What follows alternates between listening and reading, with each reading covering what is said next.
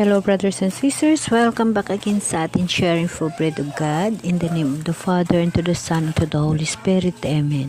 Lord, thank you so much for today na binigyan mo ako ng pagkakataon upang makabahagi ng aking pagpanalaliksik sa Bible sa pagbabasang ito.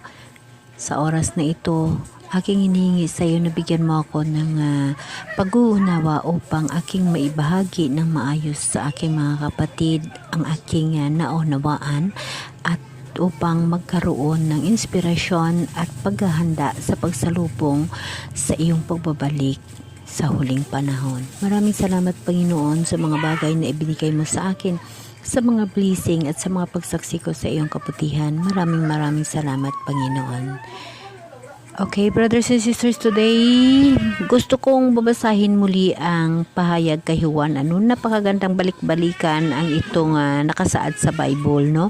Na kung saan dapat natin ito babasahin dahil alam nyo ba, noong unang panahon, sa katotohanan, sa history ng buhay natin dito sa mundo, noong unang panahon, nang bago magbigay ng judgment si Yahweh, di ba hinabilin niya kay Noah na ipamahagi ang kabutihan ng Diyos at ipamalita sa buong sanlibutan ang pagbabago.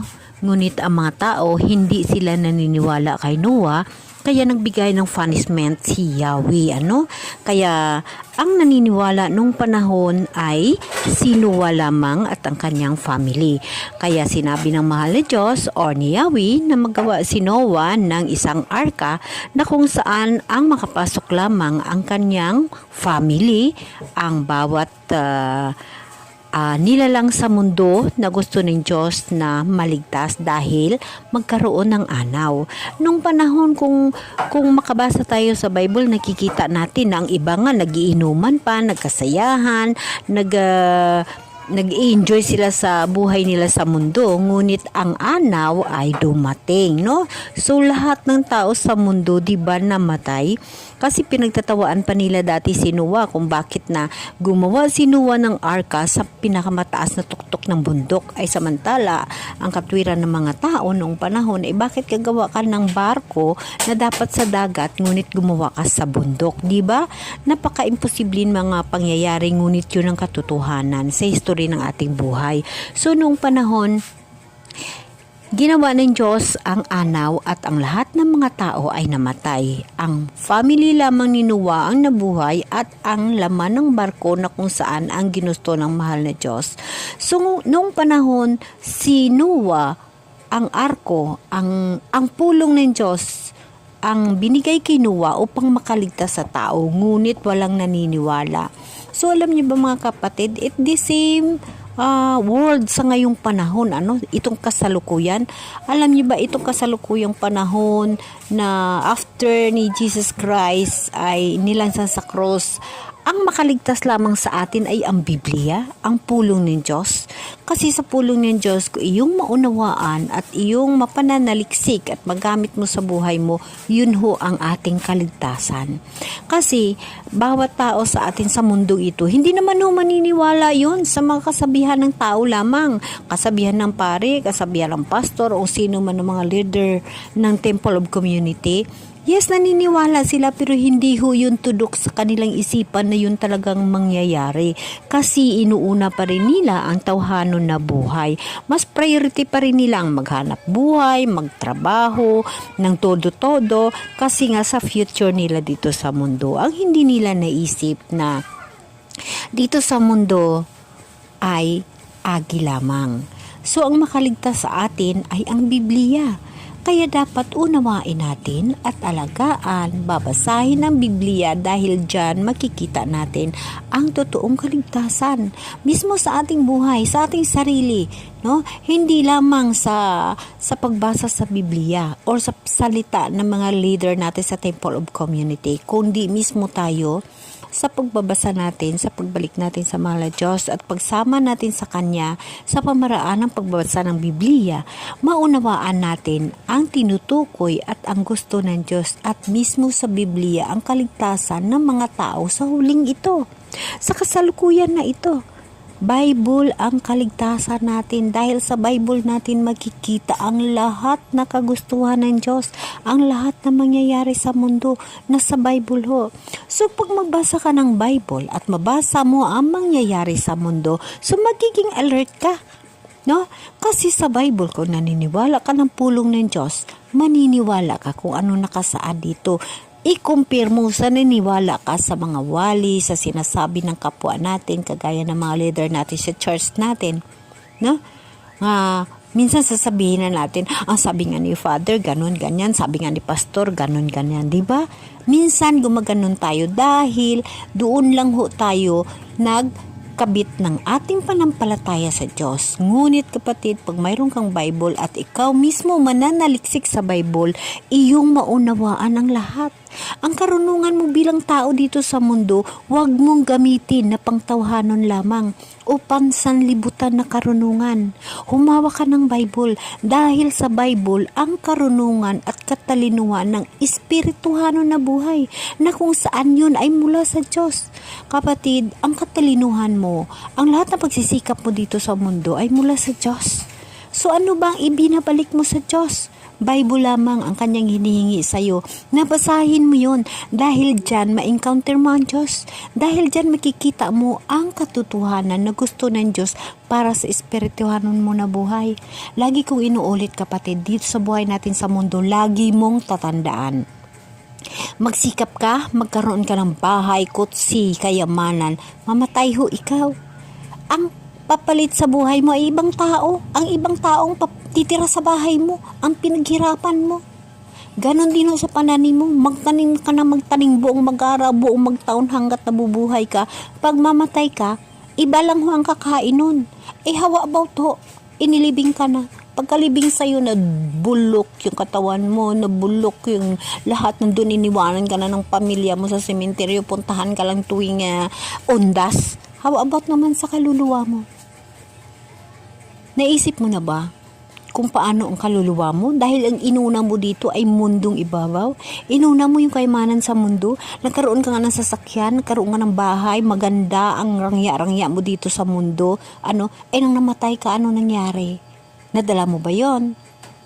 Dapat mo kapatid isipin yon. Ang kaluluwa mo sana. No? Alam mo ba kapatid, noong ako ay nanampalataya ako sa Diyos, nagtitiwala ako sa mahal na Diyos mula bata pa ako hanggang ngayon. Pero iba talaga yung nagkaroon ka ng pagkakataon na masama ang Diyos or nagiging bahagi ang buhay mo ang Diyos sa oras-oras nga lahat. Dahil din ho yun sa kagustuhan mo na sinusunod ng Diyos. Lagi mong tatandaan na kung anong kagustuhan mo para sa kabutihan, ang Diyos ay susunod sa iyo. Ang Diyos ay ibibigay sa iyo dahil kagandahan at para sa kanyang kapakanan ang iyong ginagawa. Alam mo ba mga kapatid, sa sitwasyon natin sa mundong ito, kahit ako, noon, busy ho ako sa tinatawag na paghahanap buhay. Busy ho ako sa lahat ng bagay para sa kapakanan ng anak ko, ng mga family ko. Ngunit hindi ho nawawala sa isipan ko ang pangarap ko na sana pagdating ng araw makasama ko ang Diyos. Mga pangarap na pag malaman ng tao sabihin na babaliw ka na. Paano mo makasama ang Diyos? Kaya ang Diyos ay namatay na si Jesus Christ. Kaya ang Diyos na sa langit. Mali ho kapatid. Ang Diyos ay nasa sayo.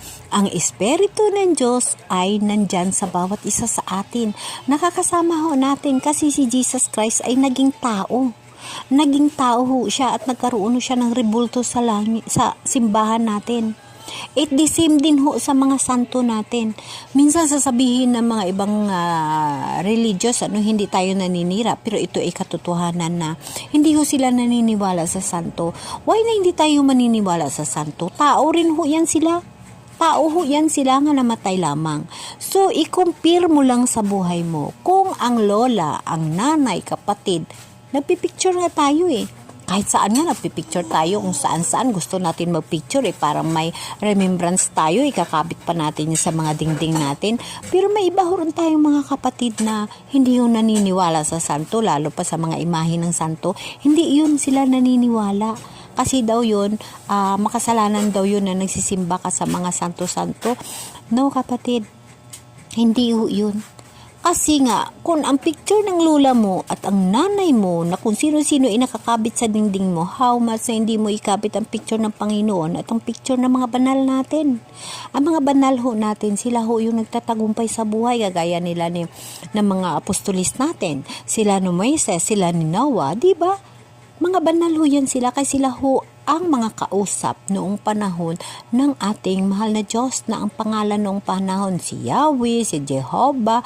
Pangalan lang ho yun ng ating mahal na Diyos sa ngayong panahon, sa kasalukuyan. Siya ay si Jesus Christ. Dahil siya ay si Jesus Christ, dahil siya ho ay nagpakatao rin. Nagpakatao yung ating mahal na Diyos. At hindi ho siya nakilala ng buong katauhan, kaya ho nagkaroon ng pagkamatay sa cross, kasi ho hindi siya nakilala na siya pala ang Diyos.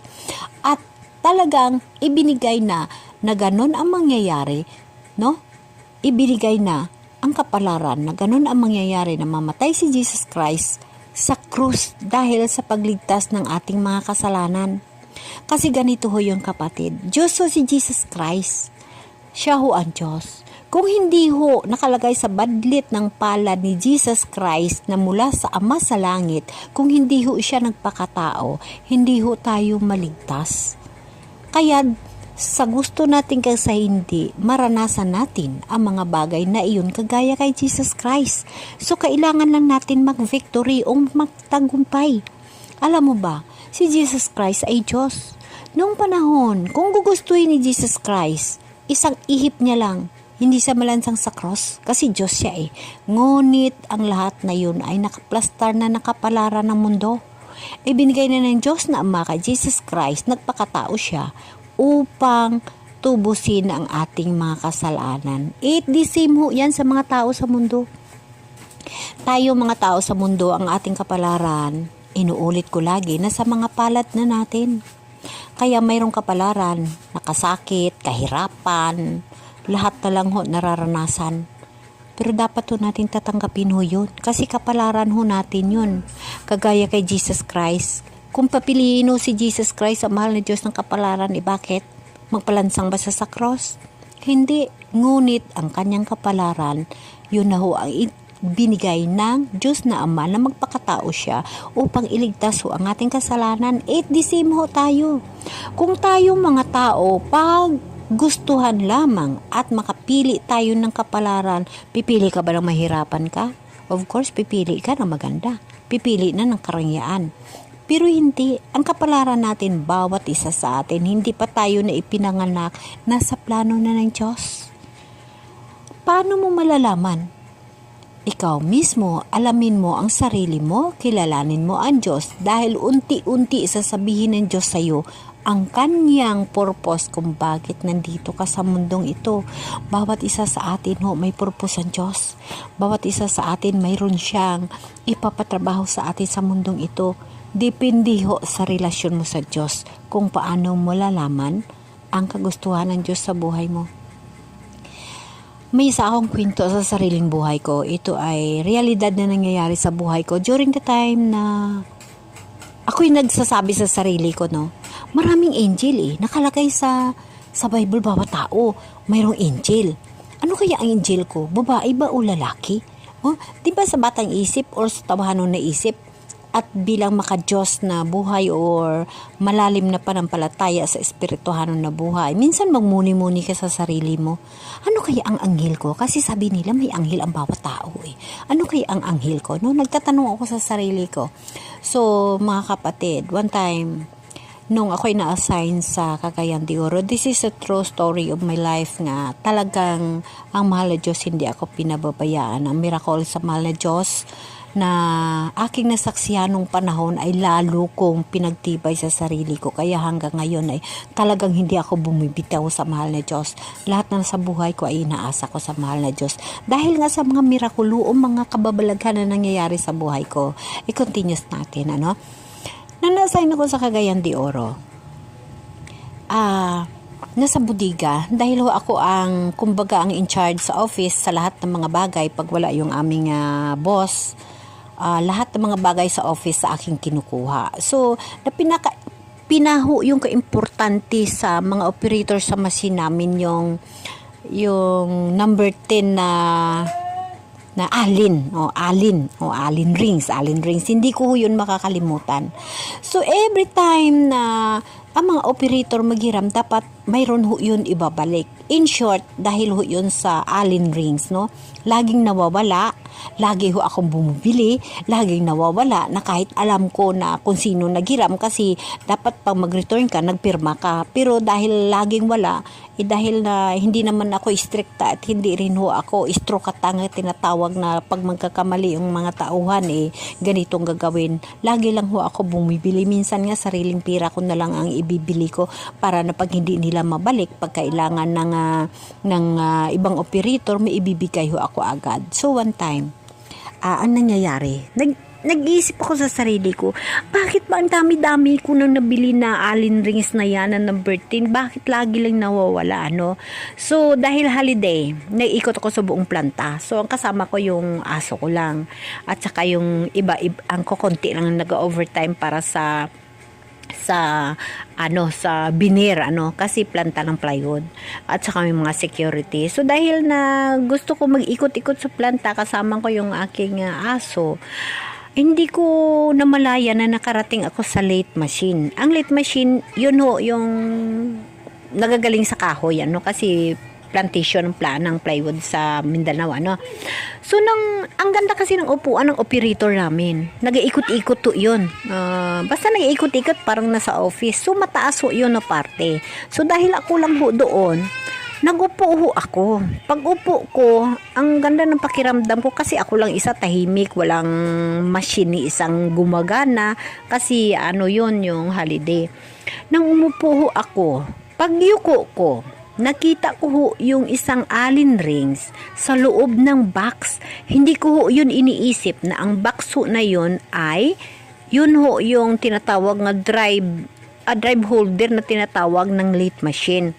So, nag-iisip naman ako na dahil walang office, wala hoong trabaho, naka-off ho la. Hindi ko naisip yung live wire o hindi ko naisip yung tinatawag na kuryente.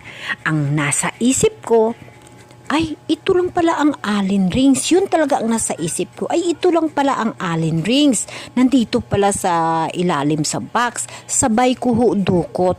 Hindi ko ho iniisip kung ano man ang mangyayari. Basta ang naisip ko lang ang Allen rings. Pag dukot ko ho sa Allen rings, hindi ko pa nahawakan ang Allen rings. Nag-fly na ang buong katawan ko sa ibabaw. Kasi pala may live wire sa ilalim.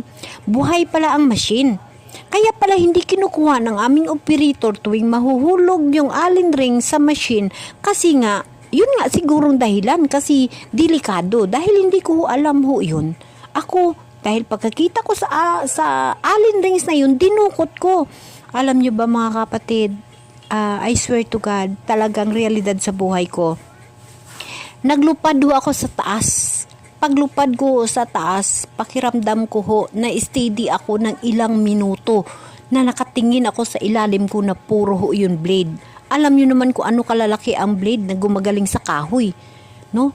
Pag magutay-gutay talaga ako sa blade na yon. Pero alam nyo ba mga kapatid na ang nasa isip ko at ang nakikita ko sa ilalim, ang taas ho ng lipad ko. Nag-floating ho ako, nakasteady ho ako sa hahim papawid na ang nasa ilalim ng paningin ko, lahat ang bleed nandyan. Nang ako'y unti-unti nang bumababa, I swear to God, mahal mga kapatid, sa gilid ho ako ng blade nakarating, hindi ho ako nadapa, hindi ako natumba, nakatayo ho ako. Nag-floating ho ako ng ilang segundo sa ibabaw bago inanay akong nakatupa sa gilid ng blade at nakatayo. Nang nakatayo na ako mga kapatid, doon na nanginig yung buong katawag ko at nag-iyak ako ng tudo-tudo. Kag sumigaw na lang. Ako lang mag-isa.